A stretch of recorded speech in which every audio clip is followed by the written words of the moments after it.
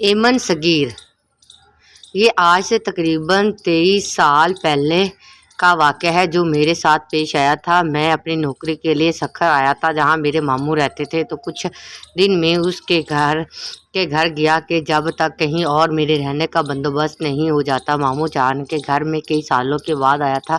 بچپن میں کبھی اماں جان کے ساتھ آیا کرتا تھا۔ ابھی کچھ ہی دن گزرے تھے، نئی نوکری تھی، ابھی میں اسی میں الجھا ہوا تھا کہ ایک دن میں بہت دیر سے گھر لوٹا۔ کھانا کھا کر میں اپنے کمرے کی جانب بڑھا تو مجھے ایسا محسوس ہوا کہ کوئی اوپر کی جانب گیا ہے۔ میرا کمرہ زینے کے سامنے تھا اور اوپر ایک کمرہ تھا جو بند پڑا تھا۔ ماموں نے مجھے پہلے ہی دن ہی وہاں جانے سے منع کیا تھا کیونکہ یہ نہیں بتایا تھا مگر اس وقت کون ہوگا وہاں، یہ سوچ کر میں اوپر چلا گیا۔ کمرے کے باہر پہنچا تھا کہ اندر سے مجھے کسی کے ہنسنے کی آواز آئی۔ دل بری طرح دھڑکا، فطرتی تجسس کے باعث میں نے دروازہ کھولا۔ اندر کوئی بھی نہیں تھا۔ میں نے نظر گھما کر چاروں جانب دیکھا۔ کمرے میں ہرزم بند رہنے کی وجہ سے گرد و غبار ہو رہا تھا۔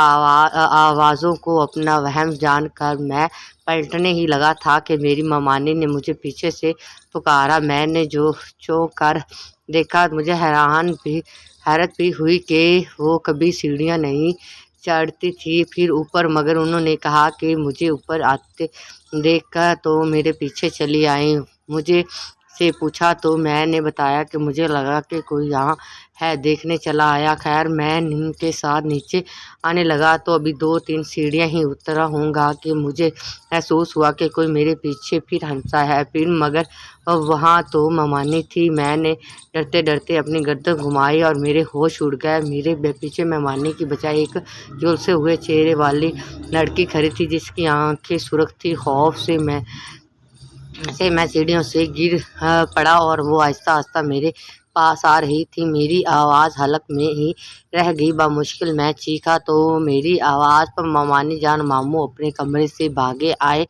میری حالت بہت ہی غیر ہو چکی تھی اور میں نیم بے ہوشی میں تھا، مگر مجھے وہ لڑکی اپنے سامنے محسوس ہو رہی تھی۔ ماموں شاید سمجھ ہی چکے تھے تو مجھے کیا ہو گیا ہے انہوں نے مجھ پر دھاما کیا اور اپنے کمرے میں لے گیا۔ کچھ دنوں بعد جا کر میری حالت بہتر ہوئی۔ میں نے اس رات کا تمام حال کہہ سنایا تو ماموں نے بتایا کہ اوپر کمرہ بند اسیب ہے، اس لیے وہاں کوئی نہیں جاتا مگر وہ کسی کو نقصان نہیں پہنچاتے۔ تم نے شاید وہ دروازہ کھولا ہوگا اس لیے وہ تمہارے ساتھ ہوا ہے۔ اس کے بعد میں جتنے وقت بھی ان کے گھر رہا کبھی زینے کے پاس بھی کھڑا نہیں ہوا۔ Thanks for watching. اگر آپ کو میری ویڈیو پسند آئی تو چینل کو سبسکرائب کر دیں، کومنٹس، لائکس اینڈ شیئر ضرور کیجیے، اس سے ہمیں موٹیویشن ملتی ہے۔ Thanks for watching. اللہ حافظ۔